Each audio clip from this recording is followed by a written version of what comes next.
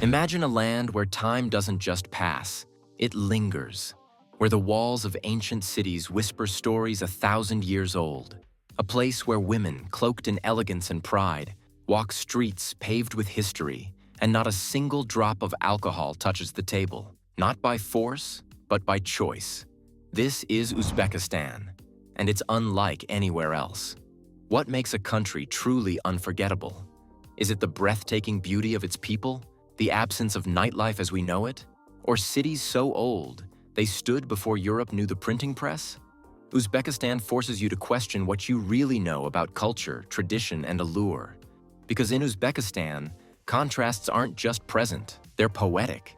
You'll find yourself in a nation where beauty is not just admired, but protected, where women, strong and dignified, carry centuries of tradition in how they dress, speak, and hold themselves.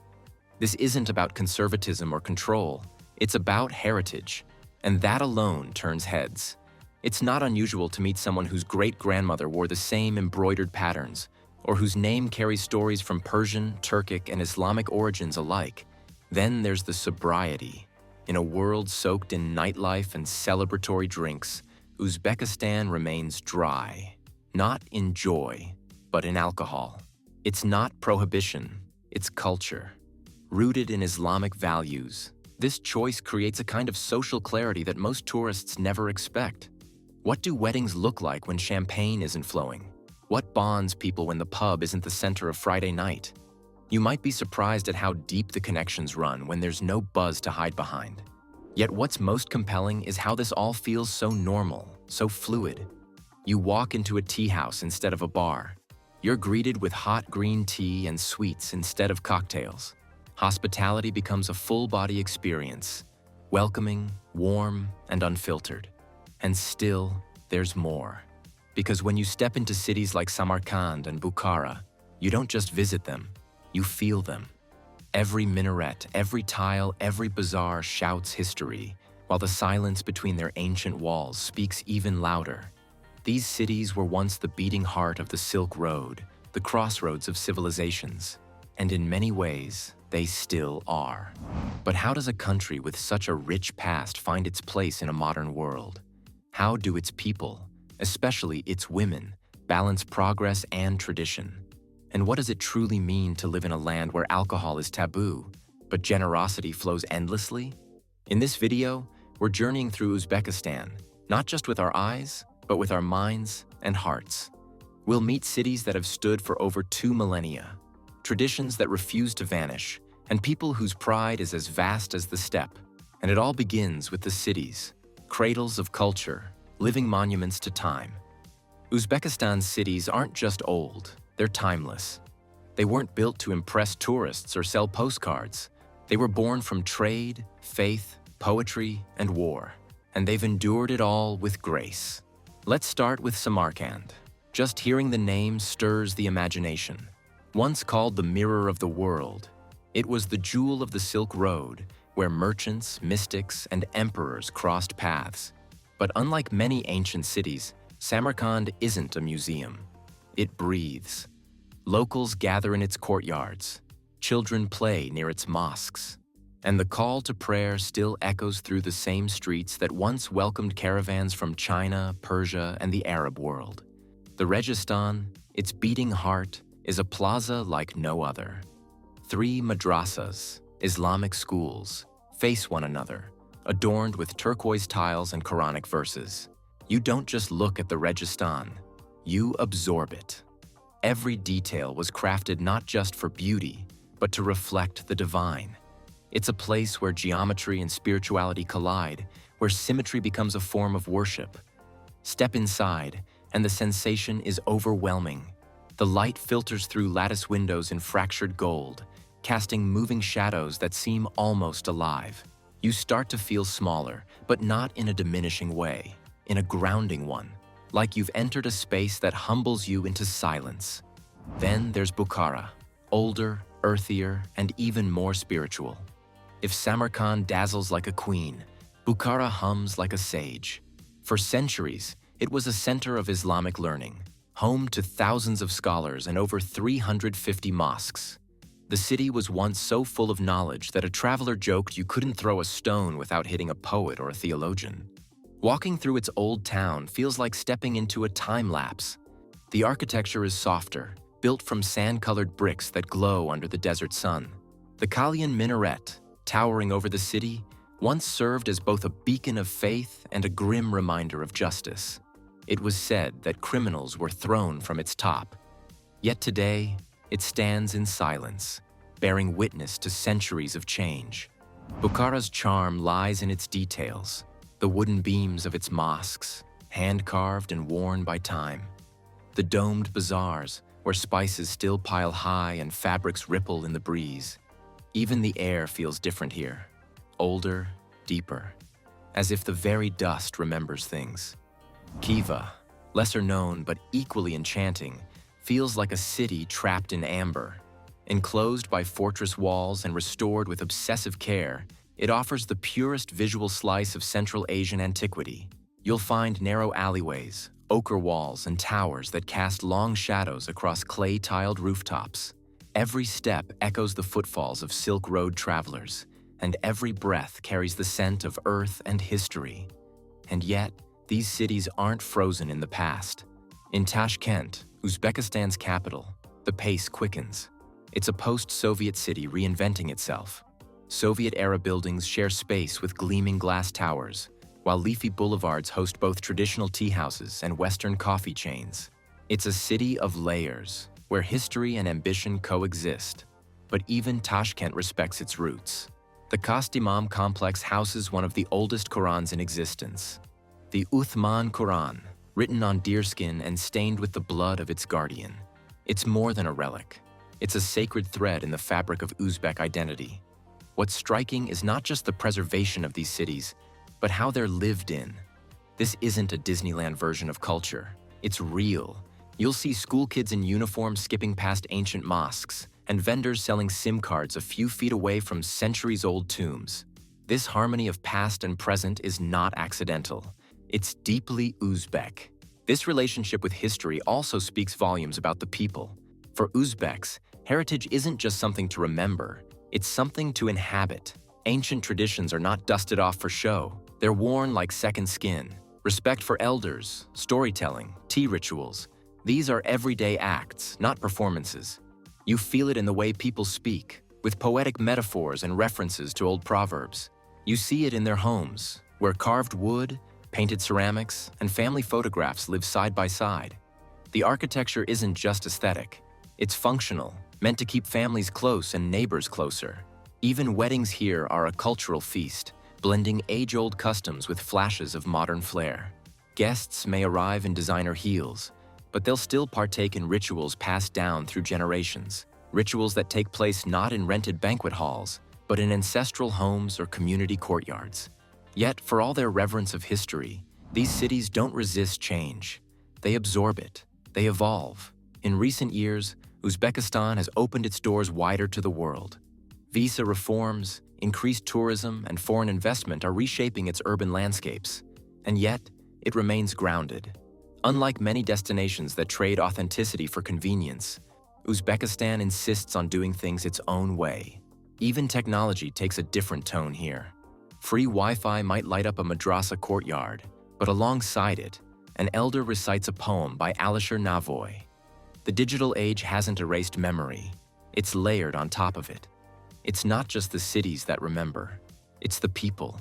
History lives in the way they host you, in the rhythm of their language. It lives in the meals cooked from recipes handed down over centuries, and in the silence of a family tea shared at sunset. This balance between honoring the past and embracing the future is perhaps what defines Uzbekistan's cities best. And it's in these very streets, beneath the blue domes and inside the tiled courtyards, that another part of the Uzbek story unfolds. The women, revered, celebrated, sometimes misunderstood, often strong beyond what the outside world can see. So let's turn the page, not away from history, but toward the people who live within it. In Uzbekistan, women are not just part of the story, they are the story. They are the keepers of tradition, the heartbeat of hospitality, the ones who raise generations and carry culture in their very presence. And yet, they remain some of the most misunderstood figures in global narratives. To the outsider, their modest dress and reserved demeanor might signal limitation. But to understand Uzbek women is to understand strength, not in protest, but in presence. Across the country, from the wide boulevards of Tashkent to the narrow alleys of Khiva, you'll find women leading schools, running businesses, working in medicine, law, and design. Education isn't a privilege here, it's an expectation. Generations of women have been sent to school with pride. Literacy rates are high, and you'll often find mothers more insistent than fathers that their daughters succeed academically. But achievement doesn't cancel tradition. It runs alongside it. A young woman may earn a medical degree and return home in the evening to help prepare plov, the national rice dish for her family. She may wear European brands on campus and don a hand-stitched ikat dress for a holiday. The modern Uzbek woman lives in duality, not torn between two worlds, but fluent in both. There's a quiet elegance in how Uzbek women move through life. Their gestures, their tone of voice, even the way they pour tea speak volumes.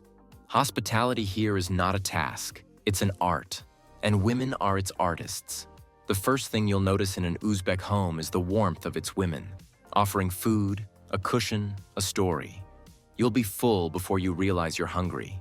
These acts may appear simple, but they are deliberate. In many Uzbek households, the ability to host is a measure of pride. A woman's role as a hostess is not submissive, it's commanding. She orchestrates the experience, makes you feel honored, expected, and cared for. Still, tradition carries its own shadows. Though women have risen in education and public life, cultural expectations remain firmly rooted. Marriage is not just a personal milestone, it's a social one. A young woman in her late 20s might be praised for her career but quietly questioned for not being married. Family and community still place marriage, motherhood, and family reputation as central pillars of a woman's identity. And yet, there is no singular Uzbek woman. In some regions, women cover their hair with colorful scarves. In others, they walk freely with heads uncovered. Some speak Russian at home, others Uzbek, Tajik, or a mix of all three. There are women who bake tandoor bread at sunrise, and women who run digital startups from co-working cafes. They are not contradictions. They are the natural result of a country at the crossroads of past and future. It's also important to understand where strength really lies in this culture.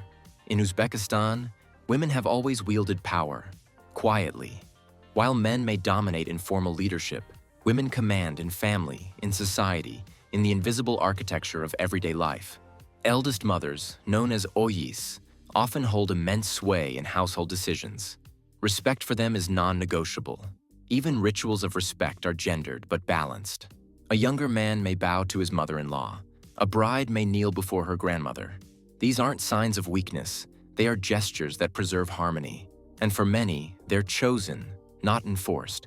But like every tradition, these dynamics are evolving. In urban areas, especially among younger generations, marriage is happening later. More women are choosing to prioritize careers or study abroad. Many are choosing their own partners instead of relying on family arrangements. The definition of success is slowly expanding to include autonomy, creativity, and choice. There is also a growing movement of women who are reclaiming cultural symbols on their own terms. Fashion designers are reinterpreting traditional patterns. Artists are celebrating feminine identity in murals, fabrics, and poems. There's a quiet cultural renaissance underway, led by women who are reshaping the meaning of tradition rather than rejecting it. Challenges still exist. Gender-based expectations can still feel heavy. Access to leadership positions remains uneven, and in rural areas, older customs can still clash with younger desires. But what stands out is how few women see themselves as victims of these circumstances. Instead, they adapt, respond, and reframe. Even the older generation has not been left behind. Grandmothers, once limited to domestic spaces, are now sought out for their knowledge of crafts, herbs, and oral histories. Their role is being reframed, not just as caretakers, but as cultural authorities. When you speak to Uzbek women about their identity, you don't hear a rehearsed line. You hear nuance. You hear pragmatism mixed with pride. Many will say, "We are traditional, but we are not static. We move with time, but we know who we are."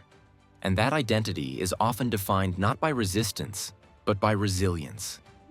As you travel through Uzbekistan, you begin to feel it too.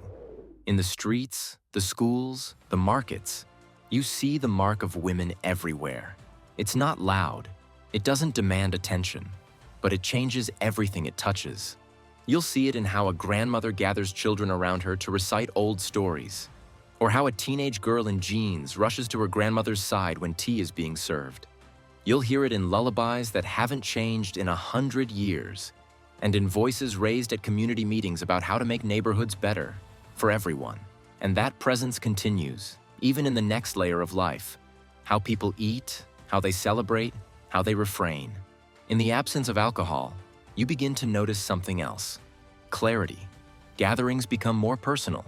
Words carry more weight. Laughter comes from memory, not intoxication. And so, we step into the next chapter of Uzbek life. In a world where celebrations often mean a clink of glasses and a buzz of conversation fueled by wine or whiskey, Uzbekistan offers something radically different.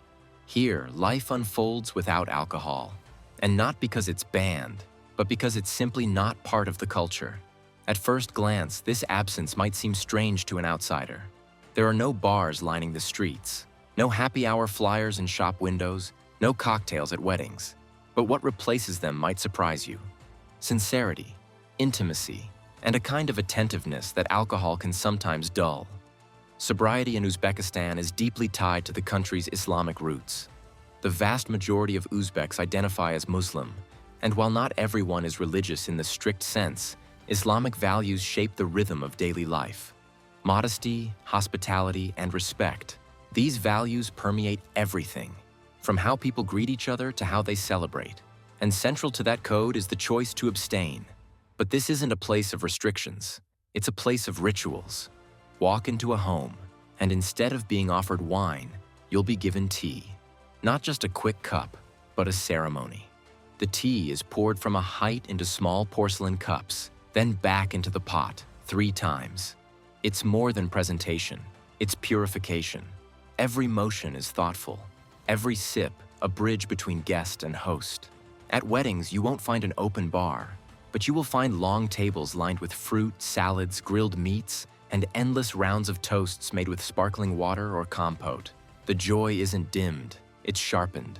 People dance, they sing, they laugh, and remember it all the next morning. And make no mistake, gatherings are lively, music is loud, and dancing is expected. The energy doesn't come from a bottle. It comes from the people, from connection, from history, and from a shared understanding that joy doesn't need to be intoxicated to be real. There's a social benefit to this shared sobriety. Arguments are rare. Violence is almost unheard of. Family events aren't split between drinkers and non-drinkers. They're unified. Young and old share the same space, table, and moment. Without alcohol, people are more present, and presence brings rewards. Children see adults model balance. Relationships grow without artificial highs. Joy becomes a memory, not a blur. Yes, alcohol exists. It's sold, and it appears in some restaurants, especially tourist spots or Russian-influenced areas in the north. But it's not central. It's not expected. This also shapes gender dynamics. In many places, alcohol divides. Men here, women there. In Uzbekistan, traditions include everyone. Tea circles aren't only for women. Dance floors welcome all. The culture is communal, not cliquish. Visitors often arrive expecting restriction, but find warmth instead. They brace for formality, but find laughter, music, and storytelling that flow for hours without a drop of alcohol. There's something almost spiritual here. Moments aren't dulled, they're sharpened. You remember the bread's taste, the way someone smiled. Nothing's blurry, nothing to recover from. Where others drink to escape, here people gather to connect. It's not escape, it's return. Return to being fully human, together. And for those who stay, something shifts. Clarity becomes addictive. Awareness makes everything more vivid. The absence of alcohol feels like freedom, not loss. This way of life is clearest during Ramadan. For a month, many Uzbeks fast from dawn to dusk, not just from food, but indulgence and anger. It's difficult. but it builds something lasting: discipline, empathy, gratitude. And that spirit continues year-round, in meals, in celebrations, in quiet nights under the stars. Even on ordinary days, sobriety reshapes life. And when you leave a party still humming with music, or a family dinner where you were honored without a drop of wine, you begin to understand. It's not what's missing, it's what's present. And what's present in Uzbekistan is something rare, deep, undistracted, wholehearted connection. That's what lets the next part of the story shine. If one word defines Uzbekistan, it isn't history, beauty, or tradition. It's hospitality. Here, the welcome is sacred. You're not a guest. You're an honored presence. In a remote village or a busy Tashkent street, you're not asked if you want tea. You're given it. Food appears. Smiles unfold. Stories bridge cultures. Hospitality here isn't just comfort. It's identity. It says human connection matters most. How you treat a stranger speaks louder than status or lineage. To welcome someone is to affirm your own humanity. This spirit flows through all of Uzbek life, not just homes, but markets, taxis, streets. A casual kindness underpins daily life. It makes the country feel like more than a destination. It feels like a conversation, and it's genuine. People aren't warm because you're foreign. They're warm because it's who they are. This warmth is ancestral, never performative. That generosity, paired with deep cultural pride, is what keeps Uzbekistan grounded as the world spins faster. The nation has carried the weight of empires, religion, Soviet control, and now, globalization. Yet it hasn't lost itself. It hasn't erased the past, it layers it. A girl attends robotics class, then helps hang hand-woven rugs. A cafe serves French pastries over traditional shashmakam music. Instagram is everywhere, but so are age-old proverbs. This isn't contradiction, it's clarity. You don't have to abandon the old to embrace the new. That mindset is shaping Uzbekistan's next chapter. The government is building roads, restoring museums, and teaching more foreign languages. It's not just about inviting the world in. It's about showing the world who Uzbekistan is, on its own terms. Young Uzbeks lead this shift. They're launching apps in Tashkent, eco-lodges in the Nuratau Mountains, fashion brands in Bukhara that merge modern and traditional design. They're not rejecting heritage, they're reviving it. So what does the future look like for a country so steeped in the past? It looks like progress without losing the sacred. Tea before business, blessings before weddings, grandparents sharing stories that aren't found in textbooks. The challenge, and the beauty, is in the balance. In a world addicted to speed, Uzbekistan values pause.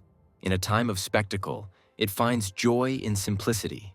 While many struggle with fragmented identities, Uzbekistan remains whole, not perfect, but deeply rooted. And this steadiness is contagious. Visitors leave changed, not by thrill, but by presence. Not by extremes, but by being seen, respected, and embraced. That feeling lasts. It also inspires reflection. What if more of the world moved slower? Treated hospitality as sacred? Honored identity not as branding, but as a legacy?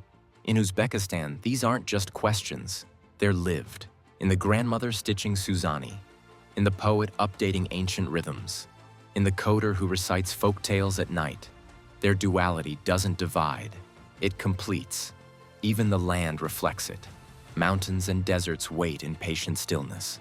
We leave with perspective. Uzbekistan doesn't clamor for your attention. It waits, like a gracious host.